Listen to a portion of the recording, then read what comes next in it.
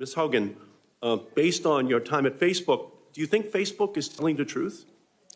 I think Facebook has focused on scale over safety, and it is likely that they are using artificial intelligence to try to identify harmful ads without allowing the public oversight to see what is the actual effectiveness of those safety systems. You unearthed Facebook's research about its harm to teens. Did you raise this issue with your supervisors?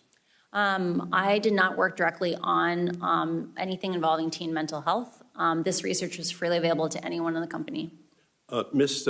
Davis testified last week, quote, "We don't allow tobacco ads at all. We don't allow them to children either. We don't allow alcohol ads to minors. However, researchers also found that Facebook does allow targeting of teens with ads on vaping."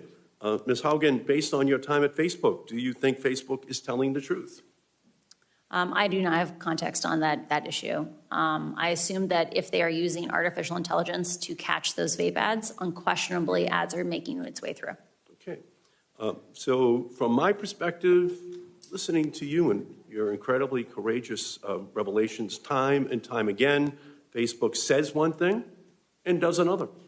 Time and time again, Facebook fails to abide by the commitments that they had made. Time and time again, Facebook lies about what they are doing. Yesterday, Facebook had a platform outage, but for years it has had a principles outage. Its only real principle is profit. Facebook's platforms are not safe for young people. As you said, Facebook is like big tobacco, enticing young kids with that first cigarette, that first social media account designed to hook kids as users for life. Ms. Hogan, your whistleblowing shows that Facebook uses harmful features that quantify popularity, push manipulative influencer marketing, amplify harmful content to teens. And last week in this committee, Facebook wouldn't even commit to not using these features on 10-year-olds. Facebook is built on computer codes of misconduct. Senator Blumenthal and I have introduced the Kids Internet Design and Safety Act, the KIDS Act. You have asked us to act as a committee. And Facebook has scores of lobbyists in the city right now coming in right after this hearing to tell us we can't act. And they've been successful for a decade in blocking this committee from acting. So let me ask you a question. The Kids Internet Design and Safety Act, or the KIDS Act, here's what the legislation does. It includes outright bans on children's app features that, one, quantify popularity with likes and follower counts, promotes promotes influencer marketing, and three, that amplifies toxic posts, and that it would prohibit Facebook from using its algorithms to promote toxic posts. Should we pass that legislation? I strongly encourage reforms that push us towards human-scale social media and not computer-driven social media. Those amplification harms are caused by computers choosing what's important to us, not our friends and family. And I encourage any system that children are exposed to not use amplification systems. So you agree that Congress has to enact these special protections for children and teens that stop social media companies from manipulating young users and threatening their well-being, to stop using its algorithm to harm kids. You agree with that? I do believe Congress must act to protect children.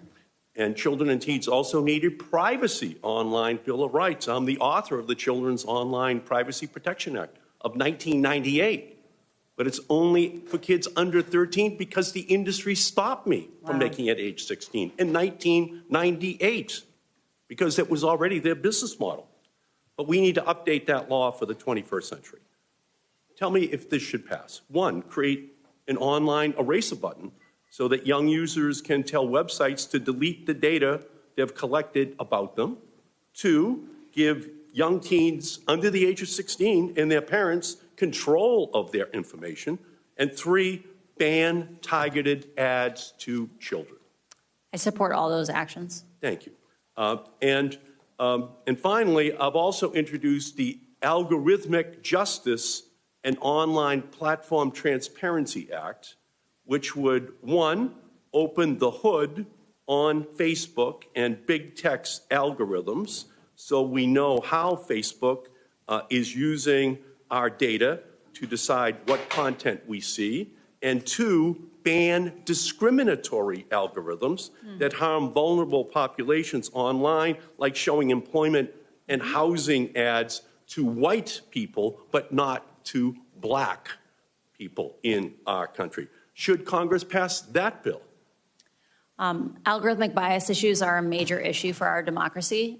During my time at Pinterest, I became very aware of the challenges of, like I mentioned before, it's difficult for us to understand how these algorithms actually act and perform.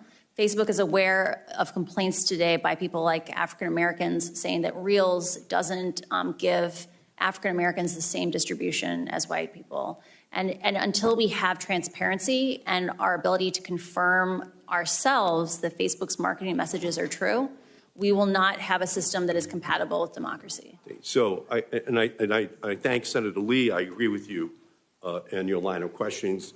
I wrote Facebook asking them to explain that discrepancy because Facebook, I think, is lying about targeting 13 to 15-year-olds. So here's my message for Mark Zuckerberg. Your time of invading our privacy, promoting toxic content, and preying on children and teens is over. Congress will be taking action.